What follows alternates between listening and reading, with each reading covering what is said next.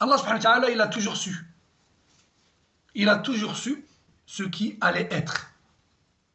Je m'explique. C'est pas comme nous, les créatures, on ne sait pas une chose, puis ensuite on l'apprend et on la connaît. Et il se peut qu'après on l'oublie. Donc nous, créatures, pleines de défauts, on ignore des choses, puis on les apprend. Puis on en oublie un certain nombre. Mais ça, c'est les créatures. Le Créateur, subhanahu wa ta'ala, lui, il a toujours su. Pourquoi on dit il a toujours su et on ne dit pas il sait tout, tout court?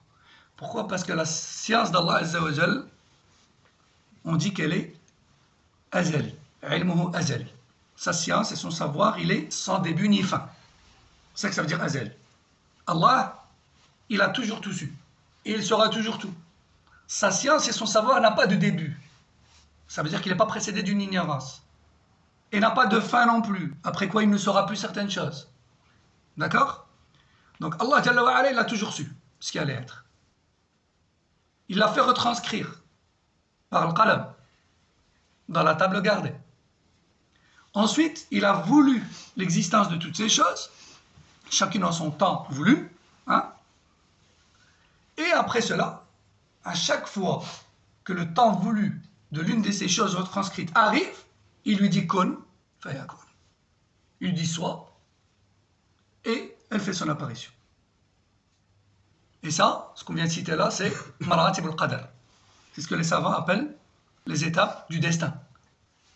Et c'est ça que ça veut dire croire au destin. Allah a toujours tout su, il a tout fait retranscrire, il a voulu la concrétisation de tout ce qu'il a fait retranscrire, et à chaque fois que le moment de ces choses arrive, il lui dit soit, et elle fait. Madal, toi, Ahmed, c'est ça? Ta date de naissance, c'est quoi? 27/07/2007. 27/07/2007. Avant 2007, est-ce que l'heure de ton existence était arrivée ou pas encore? Non, pas encore. Pas encore. Donc est-ce que Allah avait dit ou pas encore soit? Est-ce qu'il avait dit soit? Non, Pas encore. pas encore. Pas encore. Il le savait déjà et il l'a toujours su. Est-ce qu'il l'avait déjà fait retranscrire? Ouais. Oui. Est-ce qu'il avait déjà voulu ton existence? Ouais. Oui. Mais est-ce qu'il avait déjà concrétisé ton existence avant 2007?